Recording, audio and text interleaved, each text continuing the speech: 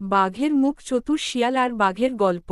একদিন এক বনে এক শিয়াল খাবার খুঁজতে খুঁজতে ঘুরছিল। হঠাৎ সে দেখল এক বাঘ একটা বড় হাড় খাচ্ছে। শিয়াল খুব ক্ষুধার্ত, তাই সে ভাবল একটু চালাকি করেই খাবার জোগাড় করতে হবে। শিয়াল বাঘের কাছে গিয়ে বলল, ওহে বাঘ মামা, আপনি কত শক্তিশালী! আপনার মতো সাহসী কেউ দেখিনি। আমি কি একটু হাড়টা ছেঁটে নিতে পারি? বাঘ প্রশংসায় খুশি হয়ে বলল, ঠিক আছে, নে, খেয়ে নে।